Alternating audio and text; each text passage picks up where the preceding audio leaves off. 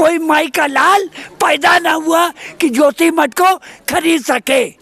इस मौसम में भी हम यहाँ तहसील में बैठे हुए हैं अपने घर बचाने के लिए, अपने बच्चों के भविष्य को बचाने के लिए कि हमारे बच्चों का आगे भविष्य क्या होगा। तो इसकी जिम्मेदार हमारी तमाम सरकारें हैं। यहाँ की सरकार और प्रशासन तब तक चेतते नहीं है जब तक यहाँ पे कोई मरता नहीं है।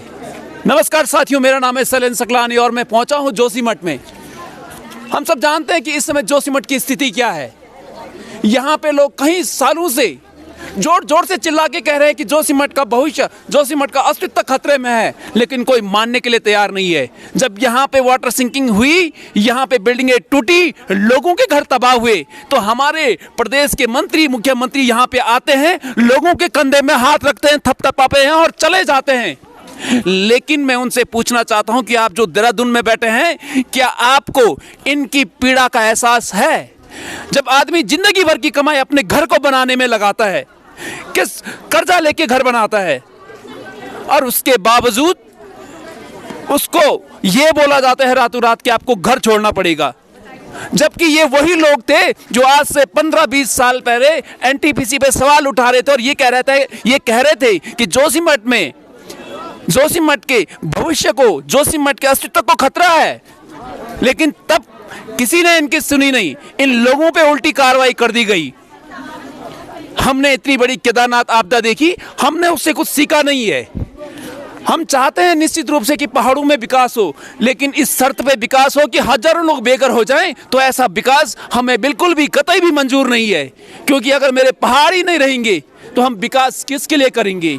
आप यहाँ पे डैम बनाएंगे, यहाँ से बिजली नीचे ले जाएंगे, उसके बदले जो लोग यहाँ पे हजारों साल से रह रहे हैं, इनको क्या मिलेगा? जिनके यहाँ पे घर हैं, जिनकी गाय हैं, भैंस हैं, बगीचे हैं, खेत हैं, कितने लोग हैं जो घर में छोटा मोटा काम करके अपना जीवन यापन करते हैं।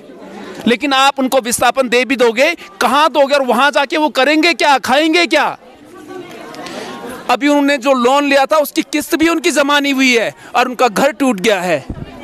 और सरकारों ने जो घर तोड़े हैं, जो घर खाली करवाए हैं, जिनमें रेड का निशान लगाया है, उनका अभी वैल्यूएशन उनकी अभी तक नहीं बनाई है।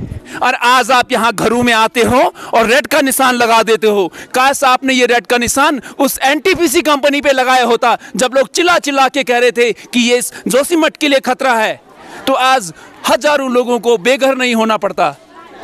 आज जोशीमठ है तो कल कोई दूसरा शहर होगा। अगर हम समय पे नहीं चेते तो यही विनाश हमारे पहाड़ों में होता रहेगा और हमारे देहरादून में बैठे हुए हुक्मरानों पे कोई फर्क नहीं पड़ने वाला है। हमारे कितने विधायक, कितने मंत्री, कितने बड़े अधिकारी हैं जिनका घर पहाड़ों में है और जो आज भी पहाड़ों में रहते हैं, उनको कोई फर्क नहीं पड़ता है। ये तमाम लोग जो आप देख रहे हैं ना, ये कोई मेला देखने नहीं आए यहाँ पे। ये 20-20 दिन से यहाँ बैठे हुए हैं। 5 बजे से बर्फ पड़ रही है, ये लोग यहाँ बैठे हुए हैं। क्यों? क्योंकि ये बेघर हुए हैं, इनके घर टूटे हुए हैं। ये मेरे साथ, महाराज जी प्रणाम।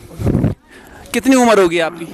मेरी 94 है। 94 है। हाँ। आप देखिए 94 साल की उम्र में जहाँ आप खड़े नहीं हो पाते हैं, एक बड़े बुजुर्ग हमारे संत जो भगवान का भजन करते हैं, वो आज मजबूर हुए हैं कि तहसील इस कचहरी में यहाँ पे खड़े हैं इस जोशीमठ के अस्तित्व को बचाने के लिए। लेकिन हमारे हुक्मरानों को इससे कोई फर्क नहीं पड़ता है।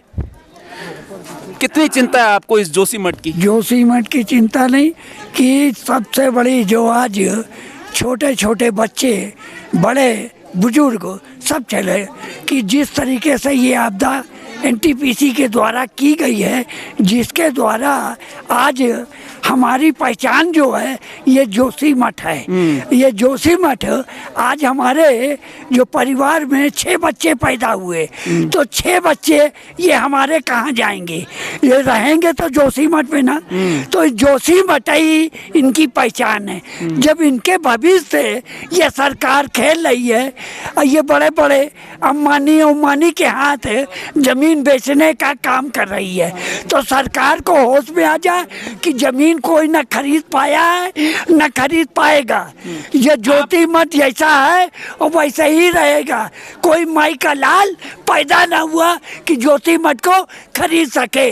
जी बिल्कुल। सरकार तो आती है और जाती है। आप कितने साल से रह रहे हैं जोशीमठ में? 94 साल से। आप यहाँ 94 साल, यही की बुनियाद है और यही की मेरी अंतिम भी होनी है। और आप एनटीपीसी को जिम्मेदार मानते हैं? जिम्मेदार करते हैं। जिम्मेदार मानते हैं। हाँ। मैं तमाम इन लोगों से पूछता हूँ, भाई साहब आप किसको जिम्मेदार मानते हैं इस जोशीमठ की हालत को लेकर? जोशीमठ की वर्तमान हालत को लेकर हम हमारी सरकारें हैं, हमारा सिस्टम है, और जो एनटीपीसी कह रहे हैं ये मुख्य तौर पर जिम्मेदार हैं। और कहीं ना कहीं हमारा सिस्टम, हमारी सरकारें हैं कि जो जनता की आवाज़ को सुन नहीं पा रहे हैं, और एक अंधाधुंध विकास जिसका हम कहते हैं कि जिसका कोई आगे निर्णय है नहीं, लेकिन कहीं ना कहीं जो पीड़ित लोग हैं उनको जिम्मेदार है। मुख्य तौर पर एनटीपीसी और जिम्मेदार आप मानते हैं कि वहाँ नीचे ब्लास्टिंग हो रही है? यस, बहुत ब्लास्टिंग हुई है। इतने 1 महीने से लंबे समय से आंदोलन चल रहा है। भाई साहब आप बताइए, छाता लेके सुबह से घूम रहे हैं, कुछ खाया पिया आपने? देखिए खाना पीना क्या है साहब, इस मौसम में भी हम यहाँ तहसील में बैठे हुए हैं अपने घर बचाने के लिए, अपने बच्चों के भविष्य को बचाने के लिए कि हमारे बच्चों का आगे भविष्य क्या होगा। आप किसको जिम्मेदार मानते हैं? ये सिर्फ एनटीपीसी की जवाबदारी है। सिर्फ?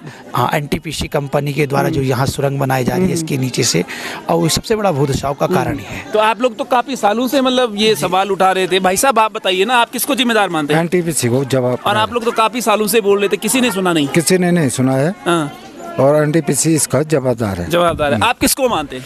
सर इसके जिम्मेदार तो हमारी तमाम सरकारें हैं और एनटीपीसी है। और एनटीपीसी अगर इसकी जिम्मेदार है तो इसकी जिम्मेदार हमारी तमाम सरकारें हैं।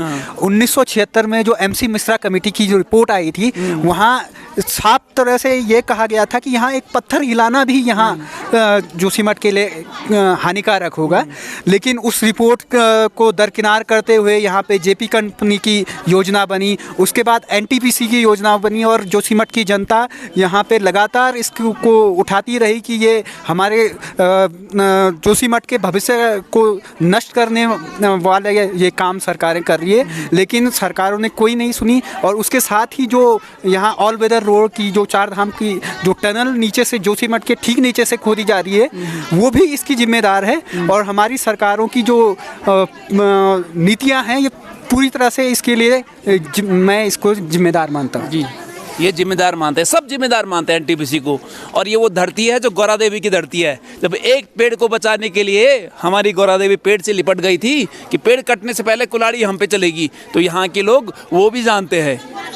इसलिए अभी भी समय रहते हम सब और आप सब भी चेत जाए, तो क्या पता ये जोशीमठ बच जाए। हम भगवान बद्रीनाथ से, बद्री विशाल से और भगवान नरसिंह से यही प्रार्थना करते हैं कि हे भगवान, ये जोशीमठ की धरती फिर से ऐसी हरी भरी हो और यहाँ पे मानव का जीवन ऐसे हो जैसे कि हजारों वर्षों था। बहुत बहुत धन्यवाद।